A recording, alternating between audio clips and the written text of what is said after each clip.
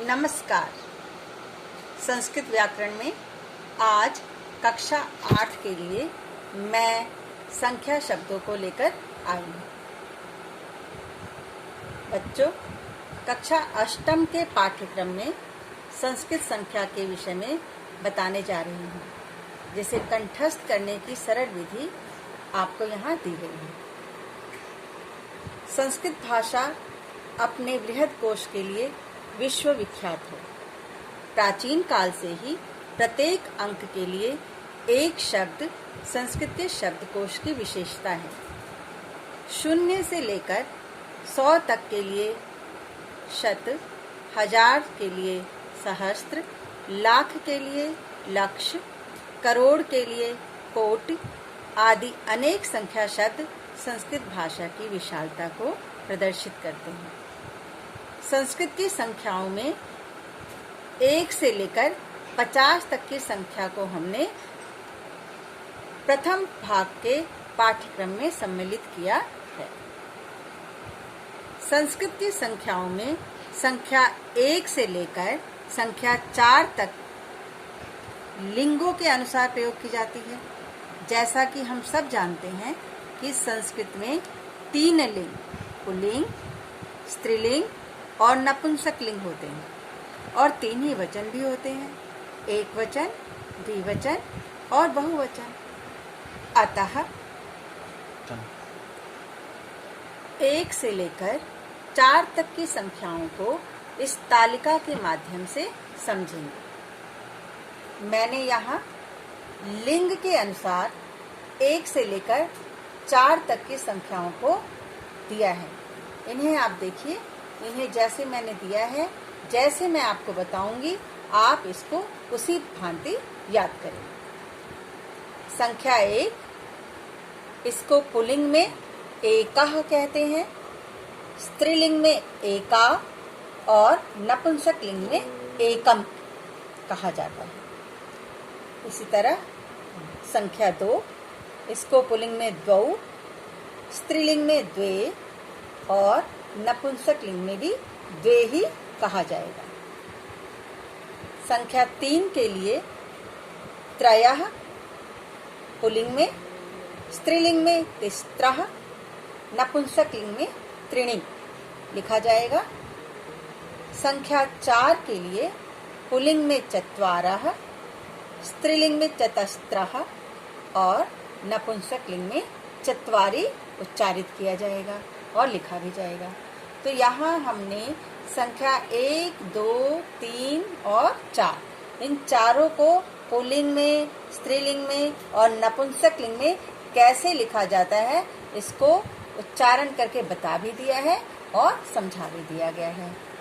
अब यहाँ संख्या 5, 6, 7, 8, 9 और 10 इन 5 से लेकर 10 तक की संख्याओं को मैंने यहाँ एक पंक्ति के माध्यम से आपको स्पष्ट करने के लिए एक लाइन डाली हुई है। ये स्पेशल लाइन है, इन्हें आप ध्यान से देखिए। 5 को पंच, 6 को षट, 7 को सप्त, 8 को अष्ट, 9 को नव और 10 को दश लिखा जाएगा। 5 से लेकर 10 तक की ये जो गिनती है, जो ये संख्याएं हैं, इन्हें आप बहुत अच्छी तरह से याद कर लीजिए, क्योंकि ये 5 से लेकर 10 तक की गिनतियां हैं जो ये आपकी सभी गिनतियों के साथ लगने वाले हैं। जब आप इन गिनतियों को याद कर लेंगे तो आपको बाकी की सारी गिनतियां बनाना आसान हो जाएगा। जैसे यहाँ देखिए, ये गिनती है, संख्या है 11। 11 को संस्कृत में बोलते हैं एकादश।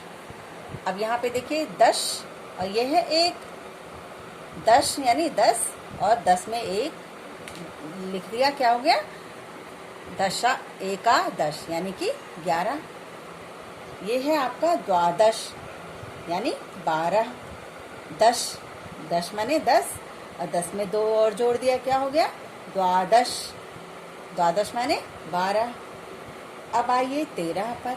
यह है 13। संस्कृत में इससे बोलेंगे त्रयोदश। ये 10 है और इसके आगे हमने 3 संख्या त्रय को जोड़ा है, तो ये क्या हो गया? त्रयोदश। 3, 10 में 3 शामिल है। इसी भांति आइए देखिए 14। इसको संस्कृत में बोलते हैं चतुर्दश, यानी 10। 10 के आगे हमने क्या लिखा है? चतुर, यानी 10 में 4 और अधिक हैं, तो 10 में 4 मिला दिया, क्या हो गया? चतुर्दश। चतुर माने 4 और 10 माने 10। 15, इसे बोलेंगे पंचदश। 10 यानी 10 और पंच यानी 5। 10 में 5 मिलाया, कितना हो गया? 15। आइए 16।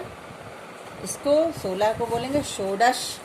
अब इस षोडश में 10 हमारा मिला है और यहाँ पे 6 यानी षड हमारा इसी में प्रयुक्त किया गया है।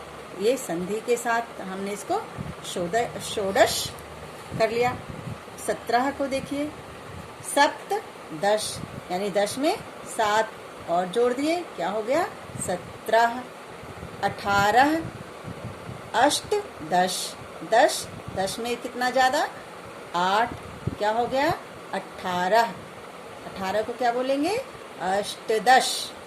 ऐसे ही 19 को बोलेंगे नवदश, यानी कि 10 में 9 अधिक, क्या हो गया? नवदश। 20 को हम बोलेंगे विंशति। यहाँ हम 19 को एक बार और देख लेते हैं। इसे नवदश भी बोलते हैं, एकोनविंशति भी बोलते हैं। यानी नवदश का मतलब होता है 10 में 9 मिला दिए, नवदश यानी 19 हो गए। एकोनविंशति का मतलब होता है 20 संख्या में 1 कम कर दिया, 1 नहीं है, तो अगर 20 संख्या में 1 ना हो तो कितनी संख्या हो गई? 19। तो ये संख्या कौन सी हो गई? एकोनविंशति। अब ये देखिए, ये हमारी संख्या है 20। 20 को बोलते हैं विंशति।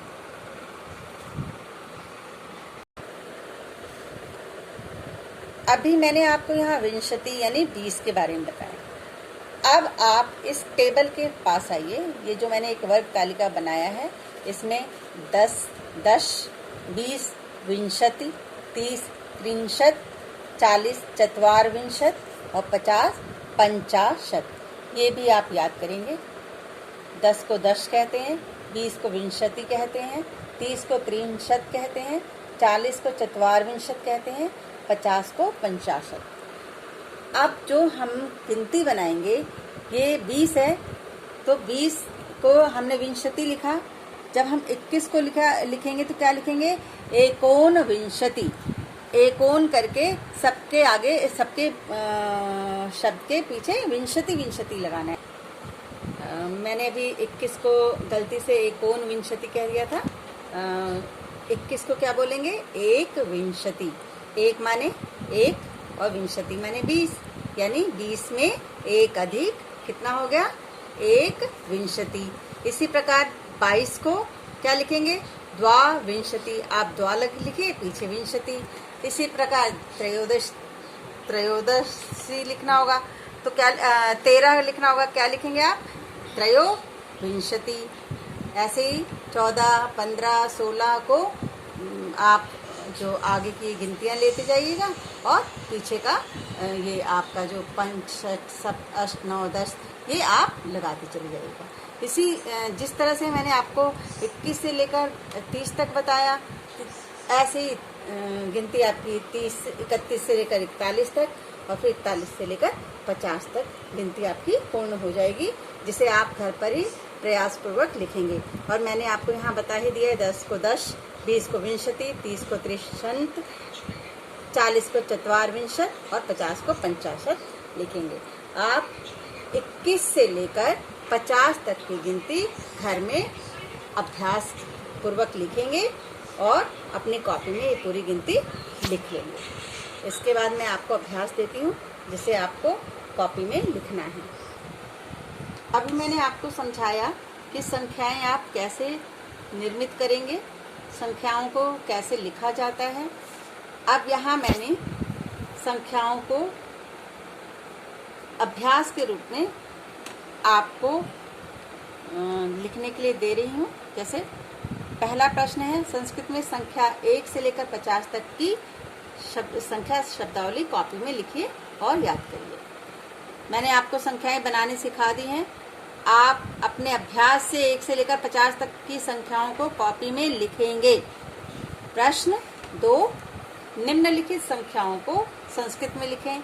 8, 10, 15, 20, 30, 35, 38, 40, 45 और 50। इन सबको संस्कृत में कैसे लिखा जाता है आप ये स्वयं करेंगे कॉपी में। प्रश्न 3, निम्नलिखित वाक्यों का संस्कृत में अनुवाद करो। 3 महिलाएं। आपको मालूम है स्त्रीलिंग में संख्या 3 क्या होती है, उस संख्या का इस्तेमाल करेंगे। महिलाएं को क्या कहते हैं, महिला। इस तरह से आपको यहाँ पर इनका संस्कृत रूप लिखना है। 4 पुस्तकें, 2 बालक, 1 फूल, 3 फल। इन सबको आपने यहाँ पर संस्कृत में लिखना है। ये आपका अभ्यास है। आप इसको भली भांति पढ़ लेंगे एक बार और अच्छी तरह से समझेंगे, तब अपनी कॉपी में इसको करेंगे। नमस्कार।